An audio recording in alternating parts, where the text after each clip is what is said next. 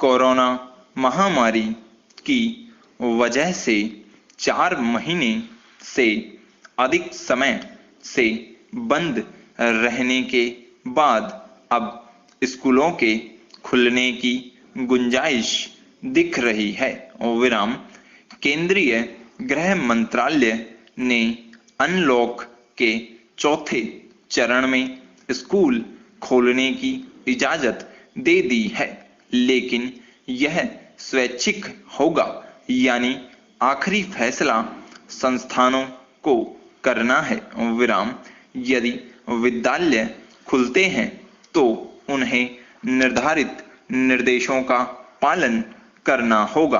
विराम इस महीने की 21 तारीख से 9वीं से 12वीं कक्षाओं के विद्यार्थी स्कूल जा सकेंगे।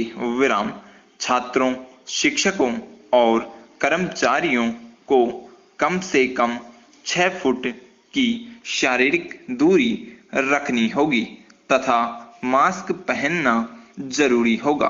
विराम इसके अलावा समय समय पर हाथ धोना सुनिश्चित करने के साथ छींकते व खांसते हुए मुंह ढकना होगा तथा इधर उधर थूकने की सख्त मनाही होगी। विराम आरोग्य सेतु के उपयोग को प्रोत्साहित किया जाएगा ताकि संपर्कों की निगरानी की जा सके।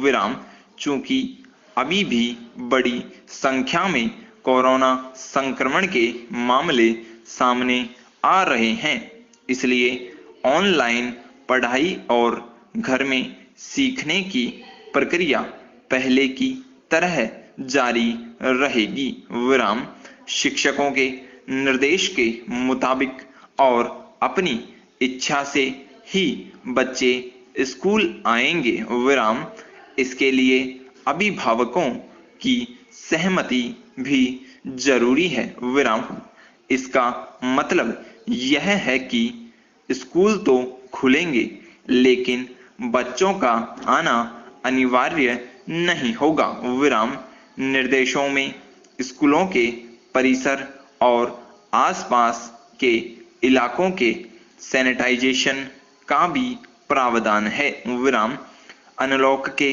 अब तक के चरणों से जीवन धीरे धीरे पटरी पर आ रहा है। विराम ऐसे में शैक्षणिक गतिविधियों को सामान्य बनाने की कोशिश भी जरूरी है, लेकिन यह एक बार करना ठीक नहीं है, इसलिए स्वेच्छा का प्रावधान सराहनीय है।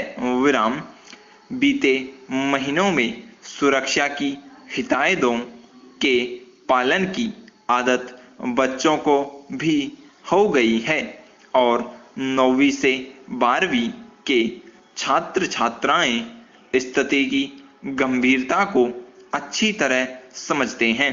विराम छोटे बच्चों की अपेक्षा उनमें अधिक सावधानी बरतने की उम्मीद की जा सकती है। विराम शिक्षकों और अभिभावकों के लिए उन्हें समझाना आसान भी है तथा वे अपने स्वास्थ्य की स्थिति पर भी नजर रख सकते हैं।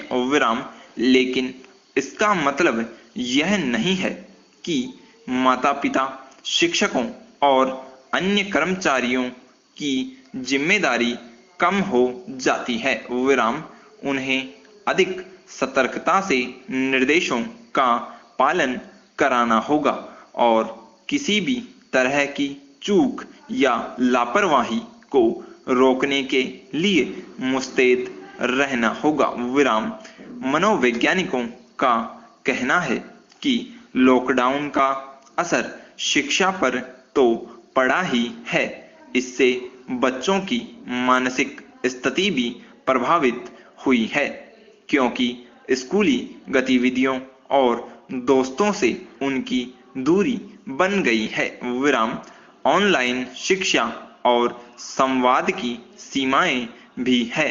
विराम यदि ये किशोर स्कूल जाना शुरू करते हैं तो उन्हें अच्छा लगेगा विराम, लेकिन यह नहीं भूलना चाहिए कि कोविड-19 वायरस का कहर अभी भी कायम है और यह किसी को कभी भी संक्रमित कर सकता है विराम।